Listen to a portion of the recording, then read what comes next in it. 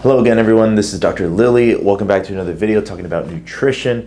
We're going to be discussing a few things in regard to calories, and we're going to discuss the ways how we can actually affect and burn calories to help fuel your weight loss. But before we begin, make sure to hit that like button. Make sure to comment if you have any questions regarding this video or any topics that we're discussing. Now, with that said, let's get started. There's 4 different ways that we're going to be burning calories throughout the day. 4 main ways that we're going to be doing it. The first thing that we're going to be covering is TEF, also known as the thermic effect of food. Okay, now in a nutshell, what this basically means is that whenever we are consuming food, whether it's protein, carbs, or fats, or anything that has a caloric value to it, whether it's 100 calories, whether it's 1,000 calories, no matter the difference, we're going to have this thermic effect of food, which is essentially an increase in metabolism to help digest that food and absorb those nutrients into our body. Now, the only issue with this is that it's very hard to calculate how much of an impact this has on our nutrition, on our calories expended or burned, and how we're going to add that into our formula to help fuel our weight loss, okay? So in terms of if this is inside of our control or outside of our control, this is definitely outside of our control. There's not really much we can do to help add on to this, to help improve upon that. So it's also very negligible in terms of how much we're actually burning in terms of calories through this process of the thermic effect of food. However, there are a few theories regarding protein and its value in terms of this thermic effect of food, such as if we are eating or consuming more protein, we're actually going to have an increase in this metabolism and this calorie burned phase that might help us burn more calories. However, it's again very hard to measure and very hard to put a value on how many calories we're actually burning through. So that's just one way we're going to burn our calories. So the second way is actually our basal metabolic rate, aka our BMR. So this, for the most part, is outside of our control. This essentially is just our metabolism of all of our different cellular processes throughout the day in a 24-hour period and how many calories it takes to sustain all those cellular processes. For the most part, like I said, this is outside of our control. However, there are some possible influences that we can utilize to help increase this number to help burn more calories throughout the day, okay? Again, most of what our control is how much muscle mass we have, okay? If we have more muscle mass, you can think of our muscle as a sort of conduit for burning calories because we're going to increase the metabolism to fuel all our muscles, do our certain activities throughout the day. So if we have more muscle, there is a potential that we can actually burn more calories throughout the day by increasing our basal metabolic rate. So as far as what's inside and outside of our control, I would say there is some control of this. However, for the most part, it's going to be outside of our control. So BMR, very important to consider in terms of our weight loss because this is going to be our calorie number that we're going to have to know to understand how many calories we can eat to be in a deficit or in a surplus or at an even rate to have that maintenance of our weight, essentially, okay? So understanding our BMR is going to be very important. I have another video discussing that and how to calculate all of that. So I'll put a link in the description to that video so you guys have a better understanding of BMR. Now we're going to move into our third subject, which is our exercise activity thermogenesis, also known as EAT, funny enough. Exercise activity thermogenesis is essentially our actual exercise that we're going to be using throughout the day to help achieve more calories burned, right? Most people have this 1-hour workout or maybe 2-hour workout that they're doing throughout the day that's going to help increase their metabolic demand in terms of how many calories they're using to help fuel that process, okay?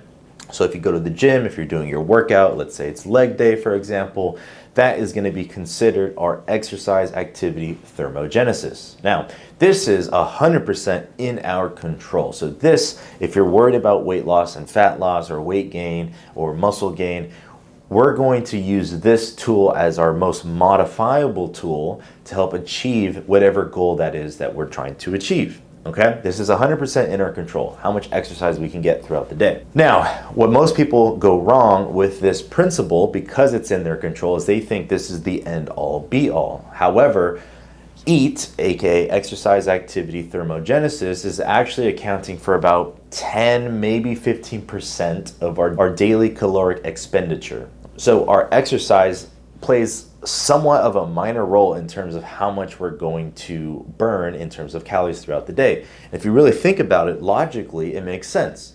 Again, most people are only working out for about 10 minutes to an hour, if that. There's 24 hours in a day. That means there's 23 hours roughly that we're not exercising, which is not going to help increase this portion of our total energy expenditure for the day. Okay, so there's that distinction. Yes, it's modifiable. Yes, we can improve how many calories we're burning. However, it doesn't account for our total energy expenditure in terms of the proportion of it. However, if you compare that to something like the thermic effect of food, our thermic effect of food will only account for about 5%, maybe less, of our calories burned. So yes, that's why the thermic effect of food is very negligible in terms of how many calories we'll actually be burning. Exercise is much more proficient at that, but it's still not our greatest asset in terms of how much weight or calories we're going to burn. However, this is going to lead to our last point, which is our non-exercise activity thermogenesis. So these are things that are not dedicated to certain exercise. So if you look at what I'm doing with this video, I'm talking, I'm moving my arms, I may be fidgeting with my feet, or let's say you're sitting at your desk and you're moving your mouse and typing on your keyboard. That's all considered movement.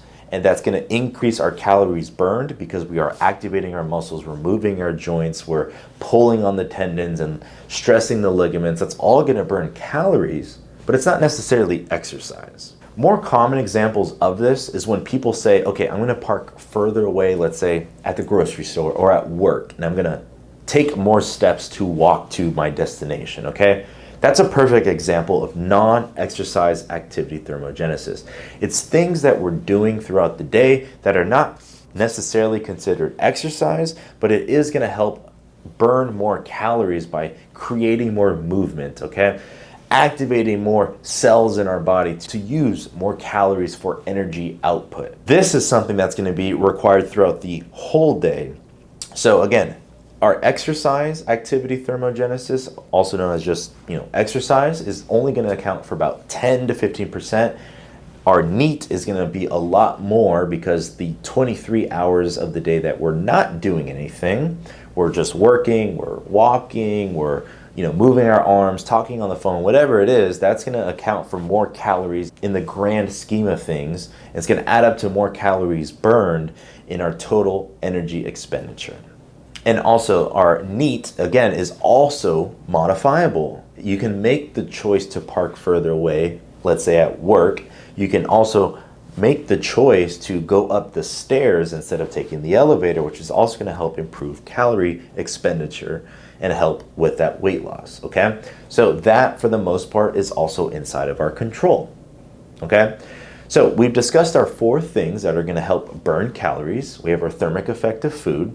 We have our BMR, which is arguably our most important asset in terms of how much energy we're using and how many calories we're burning. We have our exercise, which is something that's modifiable, something that we have control over. We have our non-exercise activity thermogenesis, which is again something that's modifiable and something that can also help with our weight loss, okay? If we combine all 4 of these assets in terms of calorie burned, or how many calories we're utilizing in our day-to-day process, that's going to equal our total energy expenditure, okay? Once we understand our total energy expenditure, we understand how many calories we're burning throughout the day, and this is very important. We need to know that number, roughly what it is, to either decide how much we're going to be in a deficit or in a surplus to either lose weight or gain weight. So understanding these 4 concepts is going to be very important and extremely vital for your knowledge in terms of your weight loss journey or your weight gain journey if you're bulking or if you're trying to lose weight, okay? And again, we're not talking about specific diets such as like the ketogenic diet or fasting or Atkins or DASH diet, whatever it is. All of those diets will also have some influence in terms of these 4 principles of calorie expenditure, okay? It all ends up into this formula of our total energy expenditure. And again, once we know that, we'll have a greater idea of where we need to be in terms of losing weight or gaining weight. So again, hopefully you guys enjoyed this video. It's kind of discussing 4 different ways so you guys have an understanding of how we can burn calories throughout the day, and maybe there's some things that we can work on to help achieve more calories burned to, let's say, help with your weight loss, okay? So hopefully this was very informative and very educational for you guys. Again, make sure to like, comment, and subscribe for more videos. Hopefully you guys enjoyed it. Thank you for watching. Stay tuned for the next one, and we'll see you later.